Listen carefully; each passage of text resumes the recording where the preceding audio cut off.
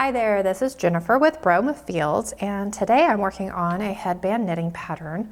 And this is a chevron stitch, and I have added an I-cord on either side of it so that it lays nice and flat, and I don't know, I think it looks very nice instead of having an extra garter stitch on either side. I don't know, I just like how this all came together. So this is the right side of your work, and this is the wrong side, but I think it still looks pretty. So I really like both sides of it. And today I am using Wool and the Gang's Little Heal the Wool yarn, and this is their dusty pink color. I saw that and I don't know why. I'm not a big fan of pink, but I really liked it, so had to have it. And this is a bulky yarn, so you want to use a 10.5. I am using a 10, so I bumped it down a little bit. I think I knit a little on the loose side. Now this is not a merino wool, so I feel like this is a very sturdy wool. It's not super soft, and I think it will wear well, so it's not going to felt very easily. So with all that, let's go ahead and get started. This stitch is a 4-row repeat, and it's all just knit and purl stitches, which I really honestly haven't been able to memorize this one. I've used it on a couple different patterns, and used it on somebody else's pattern even, and it just hasn't really stuck with me. But the first 2 stitches are your yarn, your I-cord. So with the yarn in the back, we're gonna slip the first stitch purlwise, and then this first stitch is a purl stitch on on all odd rows, because the row 1 is a wrong side row.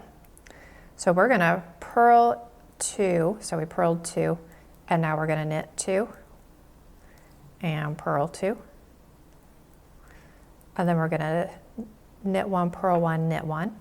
So this middle stitch, that stitch, is a purl stitch on this side all the way down.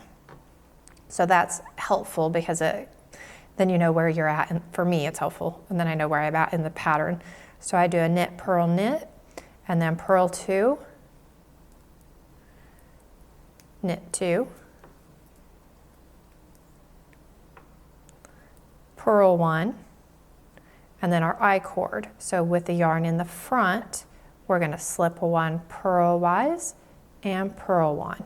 So it creates a little bar back there. We want that on the purl side. And the last stitch on every row is a purl stitch. To me, that's helpful. Anything I can do to have some consistency. So row 2, with the yarn in the back, we're gonna slip 1 purlwise, and then we're gonna knit 3 stitches. Purl 2, and then knit 5. 1, 2, 3, 4, 5. So just like on the other side, that row was always purled, this row on the front is always a knit stitch. And then we're gonna purl 2,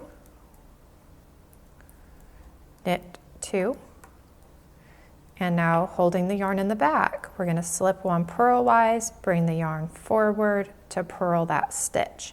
So it looks like a purl here, but when we turn it around, I'll show you how we make it a knit.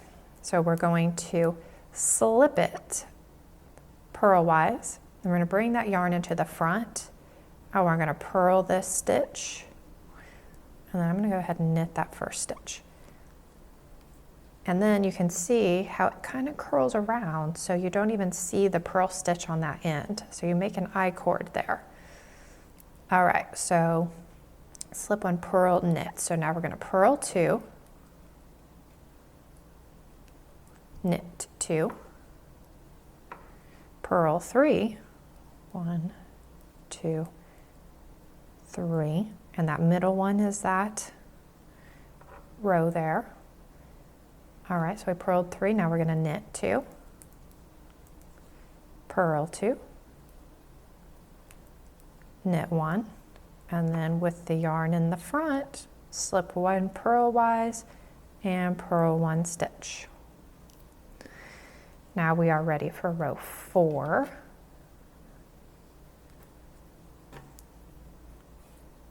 So holding the yarn in the back, we're going to slip 1 purlwise and we're going to knit that stitch.